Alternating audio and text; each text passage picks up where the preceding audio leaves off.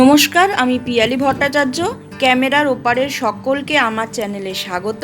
বড়দেরকে জানাই প্রণাম আর ছোটদের সবাইকে জানাই ভালোবাসা। তো আমি এই নতুন চ্যানেলটা খুলেছি আর এখানে আমি সবার জন্য কিছু নতুন কিছু পুরনো নানান ধরনের রেসিপি নিয়ে আসবো। আশা করব আপনারা সবাই আমার পাশে থাকবেন। আজকের রেসিপি হচ্ছে চিংড়ি মাছের মালাইকারি। আসুন দেখে নিই। সর্বপ্রথম আমি নারকেলগুলোকে কেটে আমি মিক্সিতে যেহেতু বাটবো সেই জন্য আমি এটাকে পিলার দিয়ে এই খোসাগুলোকে পিল করে নিলাম। এখানে আমি নারকেল, লঙ্কা, কাঁচা লঙ্কা আর সর্ষেটাকে মিক্সিতে ভালো করে পেস্ট করে নিচ্ছি। কড়াইতে তেল গরম হয়ে গেলে আমি চিংড়িগুলো এবার ওতে দিয়ে দিলাম।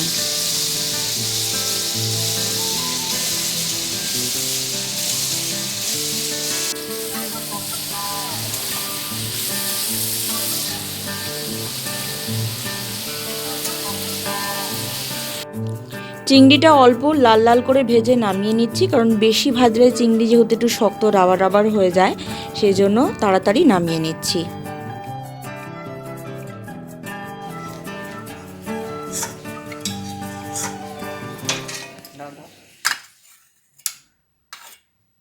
এই যে আমি এখানে পেঁয়াজ, আদা, রসুন একসঙ্গে বেটে নিয়েছি, আর এটা হচ্ছে নারকেল, লঙ্কা আর সর্ষে, এটা একসঙ্গে বেটে নিয়েছি একই জায়গায়। এবার তেল গরম করতে বসিয়ে দিয়েছি, এরপর বাকি প্রসেসটা করব। এবার আমাদের তেল গরম হয়ে গেছে, এবার পেঁয়াজ বাটার যে পেস্টটা ছিল সেটা আমি দিয়ে দেবো, পেঁয়াজ, আদা, রসুনের। এটাকে একটুখানি ভালোভাবে কষিয়ে নিতে হবে।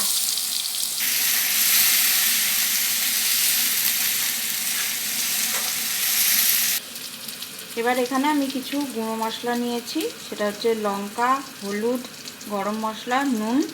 এবার এগুলোকে পেঁয়াজের মধ্যে দিয়ে দেবো, দিয়ে কষিয়ে নেব।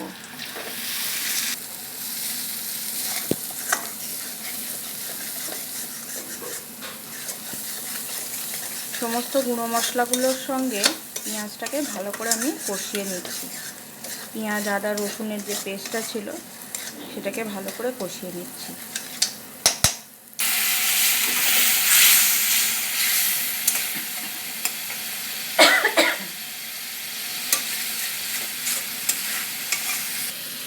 সমস্ত মশলাগুলো কষানো হয়ে গেছে, এবার এর মধ্যে আমি এই নারকেল বাটাটা এইটা দিয়ে দিচ্ছি, দিয়ে এবার এটাকে ভালো করে কষতে হবে, নাহলে এটা লেগে ধরতে পারে।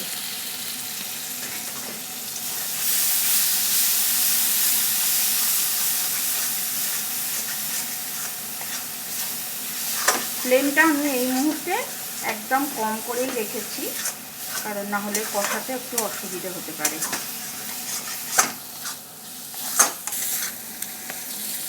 এবার দেখতেই পাচ্ছেন যে এই বাটাটা মিক্সচার যেটা করেছিলাম সেগুলো আস্তে আস্তে তেল ছাড়তে শুরু করে দিচ্ছে।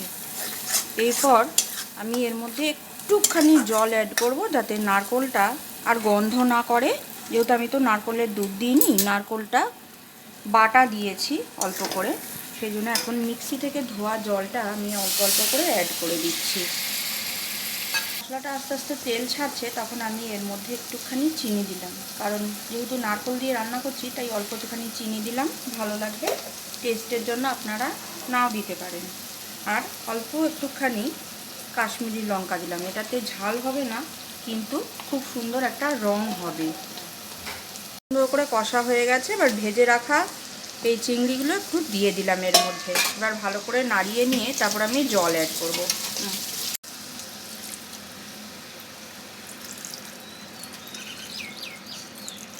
মালাইকারিটা নামিয়ে নিয়েছি, এবার আমি এরকমভাবেই সার্ভ করব গরম গরম। কিন্তু আমার কাছে ধনেপাতা নেই তাই আমি দিতে পারলাম না, আর আপনাদের কাছে ধনেপাতা থাকলে অবশ্যই দেবেন। ধন্যবাদ। রান্নাটি আশা করি আপনাদের ভালো লেগেছে। আমার চ্যানেলটিকে সাবস্ক্রাইব করে এভাবেই আমার পাশে থাকবেন, তাহলে আমিও খুব আনন্দিত হব, আপনাদের নতুন নতুন অনেক রান্না দেখাতে পারবো। ধন্যবাদ। আশা করি সবাই ভালো থাকবে। পরের ভিডিওতে আবার দেখা হবে।